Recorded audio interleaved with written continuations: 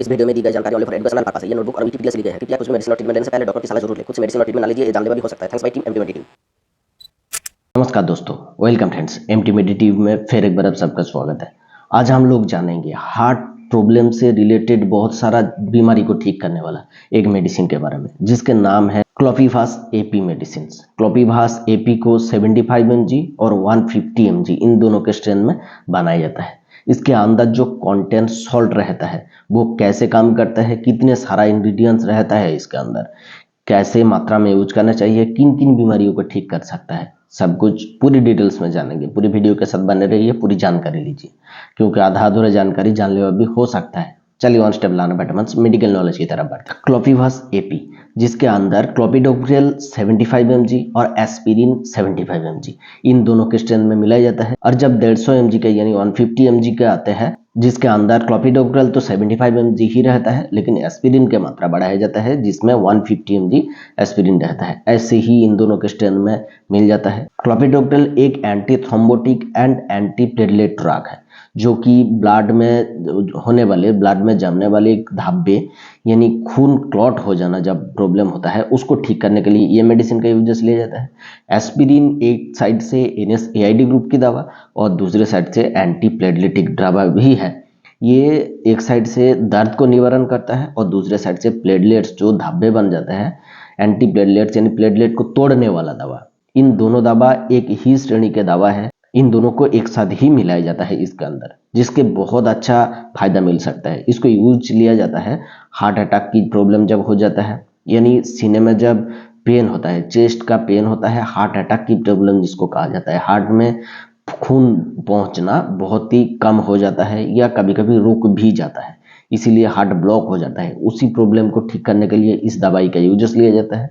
Stroke जिसको कहा जाता है, उस बीमारी को ठीक करने के लिए भी इसको यूजेस लिया जाता है। स्ट्रोक में दिमाग के अंदर खून जम जाता है, उसमें ब्लीडिंग होने लगता है, उसी प्रॉब्लम को सॉल्व करने के लिए भी इस टैबलेट का यूजेस लिया जाता है। वेन थ्रोम्बोसिस नाम की एक बीमारी है, उसको ठीक करने के लिए भी इस मेडिसिन का यूजेस लिया जाता है। जब वेन के अंदर खून जम जाता है, खून मोटा होने की वजह से जब जम जाता है, उसको ठीक करने के लिए, उसको प्रवाहित होने के लिए, वेन को ठीक से प्रवाहित होने के लिए इस मेडिसिन का यूजेस लिया जाता है। पाल्मोनरी एम्बोलिज्म एक बीमारी है जिसमें पाल्मोनरी फंक्शन के अंदर खून पहुंचना नामुमकिन सा हो जाते हैं, खून रुक जाता है, उसके वजह से बहुत सारा प्रॉब्लम का सामना करना पड़ता है। उस बीमारी को ठीक करने के लिए भी इस मेडिसिन का यूजेस लिया जाता है। यानी आप मोटा मोटी जान लीजिए, ब्लड वेसल्स में खून बंद हो जाने के वजह से या कम पहुंचने के वजह से जो कुछ भी प्रॉब्लम होता है, उसको सॉल्व करने के लिए ये मेडिसिन यूजेस लिया जाता है, जिससे बहुत अच्छा फायदा मिल सकता है। ये मुख्यतः यूजेस था मैंने बताया, और भी यूजेस हो सकता है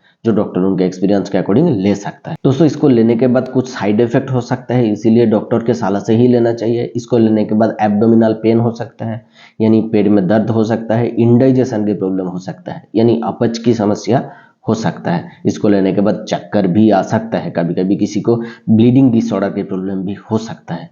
जब भी आपको कोई अनडिजायरेबल साइड इफेक्ट्स मिले, आप मेडिसिन को तुरंत ही बंद कीजिए और डॉक्टर से मिलिए, जो कि आपको बेहतर ट्रीटमेंट दे सकते हैं, मेडिसिन चेंज करके या डोज एडजस्ट करके। दोस्तों, इसके डोज रूल्स क्या है, कितने डोज में कितने दिन तक दिया जा सकता है, हमेशा रोगी को देखने के बाद, उसको जांचने के बाद डॉक्टर डोज निर्धारण करता है। यहाँ जो नॉर्मल रिकमेंडेड डोज है, चाहे 75 mg का टैबलेट हो, चाहे 150 का टैबलेट हो, रोग के सीवियरिटी के अनुसार दिया जाता है। डोज बढ़ा और घटा सकते हैं डॉक्टर। इसको सिर्फ एक ही टैबलेट दिया जाता है, चाहे 75 का टैबलेट हो, चाहे 150 का टैबलेट हो, सब में एक ही टैबलेट चलेगा। जिसके प्रॉब्लम ज़्यादा हो, सीवियर हो, उनमें 150 का एक टैबलेट चलेगा। जिसके प्रॉब्लम कम हो, नॉर्मल हो, उनमें 75 का एक टैबलेट चलेगा। डॉक्टर ऐसे ही डोज निर्धारण करता है।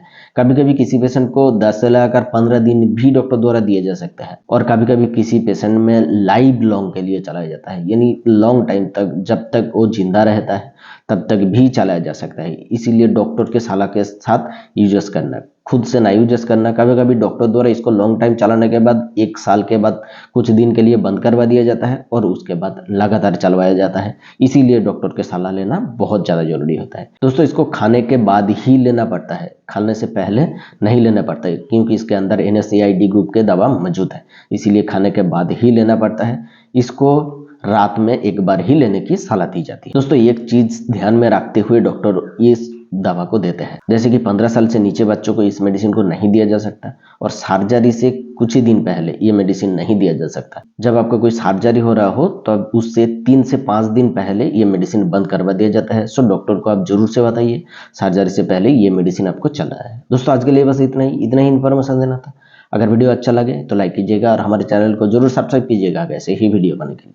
मिलेंगे अगले वीडियो पर, तब तक के लिए सुरक्षित रहिए, अच्छे रहिए, धन्यवाद।